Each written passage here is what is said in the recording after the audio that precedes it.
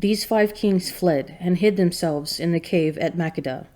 And it was told Joshua, "The 5 kings have been found, hidden in the cave at Makkedah." And Joshua said, "Roll great stones against the mouth of the cave, and set men by it to guard them, but do not stay there yourselves.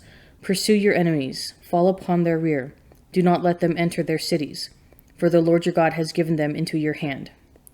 When Joshua and the men of Israel had finished slaying them with a very great slaughter, until they were wiped out, and when the remnant which remained of them had entered into the fortified cities, all the people returned safe to Joshua in the camp at Makkedah. Not a man moved his tongue against any of the sons of Israel. Then Joshua said, "Open the mouth of the cave, and bring those 5 kings out to me from the cave." And they did so, and brought those 5 kings out to him from the cave: the king of Jerusalem, the king of Hebron, the king of Jarmuth, the king of Lachish, and the king of Eglon. And when they brought those kings out to Joshua, Joshua summoned all the men of Israel, and said to the chiefs of the men of war who had gone with him, "Come near, put your feet upon the necks of these kings." Then they came near, and put their feet on their necks. And Joshua said to them, "Do not be afraid or dismayed. Be strong and of good courage, for thus the Lord will do to all your enemies against whom you fight." And afterward Joshua struck them and put them to death, and he hung them on 5 trees. And they hung upon the trees until evening. But at the time of the going down of the sun, Joshua commanded, and they took them down from the trees, and threw them into the cave where they had hidden themselves. And they set great stones against the mouth of the cave, which remain to this very day. And Joshua took Makkedah on that day, and struck it and its king with the edge of the sword. He utterly destroyed every person in it. He left none remaining. And he did to the king of Makkedah as he had done to the king of Jericho. Then Joshua passed on from Makkedah, and all Israel with him, to Libnah, and fought against Libnah. And the Lord gave it also to its king into the hand of Israel. And he struck it with the edge of the sword, and every person in it. He left none remaining in it. And he did to its king as he had done to the king of Jericho. And Joshua passed on from Libnah, and all Israel with him, to Lachish, and laid siege to it, and assaulted it. And the Lord gave Lachish into the hand of Israel, and he took it on the 2nd day, and struck it with the edge of the sword, and every person in it, as he had done to Libnah. Then Horam, king of Gezer, came up to help Lachish, and Joshua struck him and his people until he left none remaining. And Joshua passed on with all Israel from Lachish to Eglon, and they laid siege to it, and assaulted it. And they took it on that day, and struck it with the edge of the sword, and every person in it utterly destroyed that day, as he had done to Lachish. Then Joshua went up with all Israel from Eglon to Hebron, and they assaulted it, and took it, and struck it with the edge of the sword, and its king and its towns, and every person in it. He left none remaining, as he had done to Eglon, and utterly destroyed it with every person in it.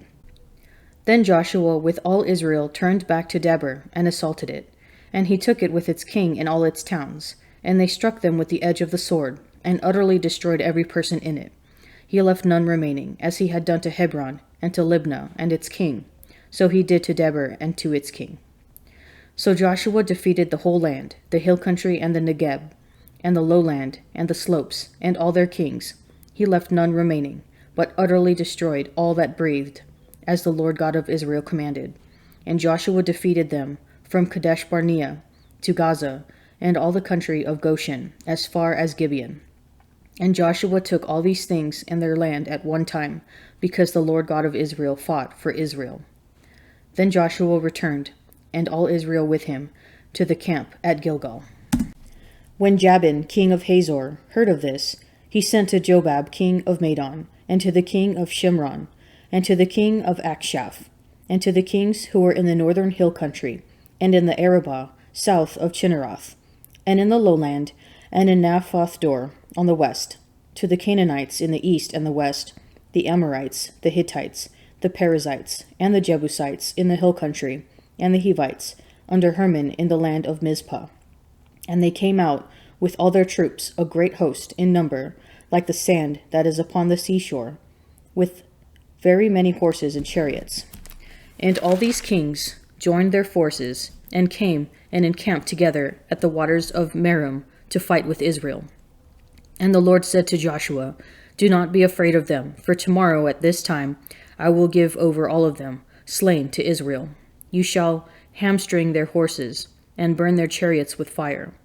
So Joshua came suddenly upon them with all his people of war by the waters of Merom, and fell upon them. And the Lord gave them into the hand of Israel, who struck them and chased them as far as Great Sidon and Misrephothmaim, and eastward as far as the valley of Mizpah. And they struck them until they left none remaining.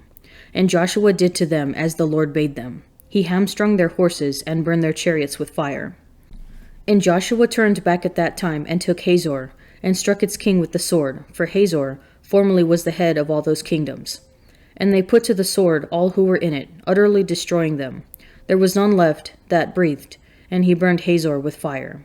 And all the cities of those kings, and all their kings, Joshua took, and struck them with the edge of the sword, utterly destroying them, as Moses the servant of the Lord had commanded. But none of the cities that stood on the mounts did Israel burn, except Hazor only, that Joshua burned. And all the spoil of these cities and the cattle the sons of Israel took for their booty. But every man they struck with the edge of the sword, until they had destroyed them, and they did not leave any that breathed. As the Lord had commanded Moses his servant, so Moses commanded Joshua, and so Joshua did. He left nothing undone of all that the Lord had commanded Moses. So Joshua took all that land, the hill country, and all the Negeb, and all the land of Goshen, and the lowland, and the Arabah, and the hill country of Israel, and its lowland, from Mount Halak, that rises toward Seir, as far as Balagad, in the valley of Lebanon, below Mount Hermon. And he took all their kings, and struck them, and put them to death. Joshua made war a long time with all those kings. There was not a city that made peace with the sons of Israel except the Hivites, the inhabitants of Gibeon. They all took in battle. For it was the Lord's doing to harden their hearts, that they should come against Israel in battle, in order that they should be utterly destroyed, and should receive no mercy but be exterminated, as the Lord commanded Moses. And Joshua came at that time, and wiped out the Anakim from the hill country, from Hebron and Debir, from Anab, and from all the hill country of Judah, and from all the hill country of Israel. Joshua utterly destroyed them with their cities. There was none of the Anakim left in the land of the sons of Israel. Only in Gaza, in Gath, and in Ashdod did some remain. So Joshua took the whole land, according to all that the Lord had spoken to Moses, and Joshua gave it for an inheritance to Israel, according to their tribal allotments. And the land had rest from war. Now these are the kings of the land, whom the sons of Israel defeated, and took possession of their land beyond the Jordan, toward the sunrising, from the valley of the Arnon to Mount Hermon, with all the Arabah eastward.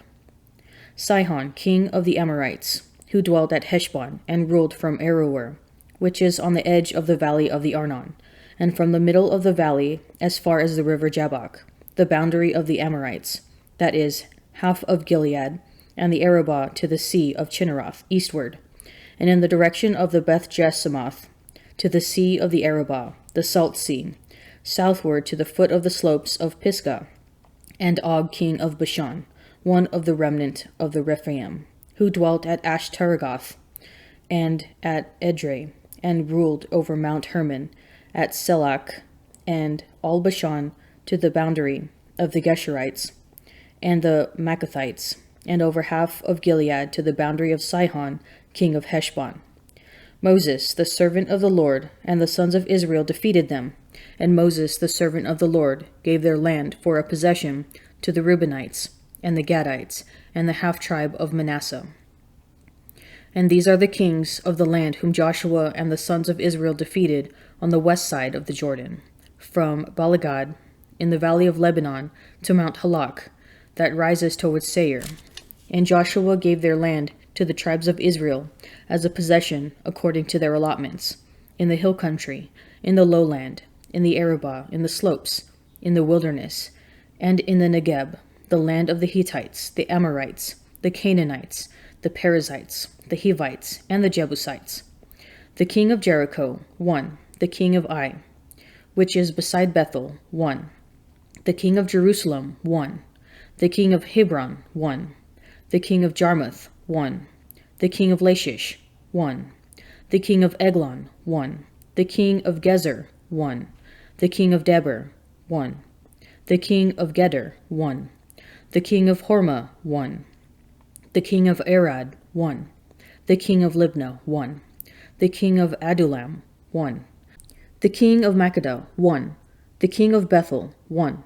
The king of Tappuah, 1. The king of Hepher, 1. The king of Aphek, 1.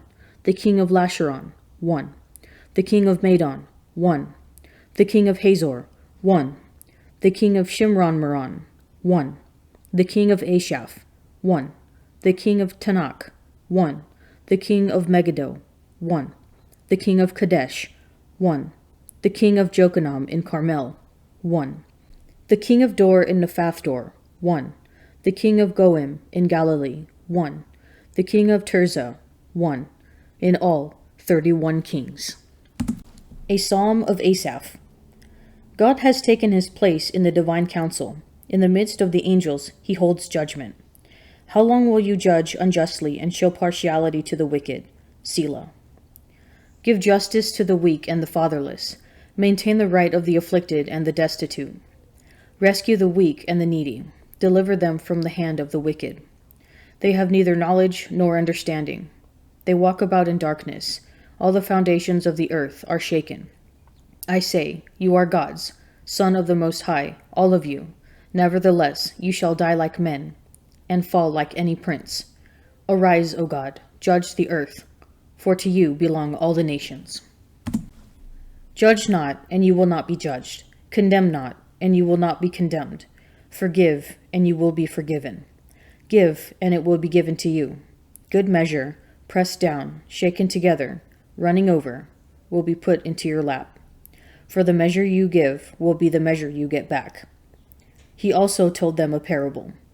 Can a blind man lead a blind man? Will they not both fall into a pit? A disciple is not above his teacher, but everyone, when he is fully taught, will be like his teacher. Why do you see the speck that is in your brother's eye, but do not notice the log that is in your own eye? Or how can you say to your brother, Brother, let me take out the speck that is in your eye, when you yourself do not see the log that is in your own eye? You hypocrite! First take the log out of your own eye, and then you will see clearly to take out the speck that is in your brother's eye. For no good tree bears bad fruit, nor again does a bad tree bear good fruit. For each tree is known by its own fruit. For figs are not gathered from thorns, nor are grapes picked from a bramble bush. The good man out of the good treasure of his heart produces good, and the evil man out of his evil treasure produces evil.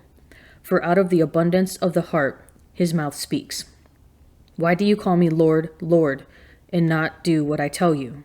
Everyone who comes to me and hears my words and does them, I will show you what he is like. He is like a man building a house, who dug deep and laid the foundation upon rock.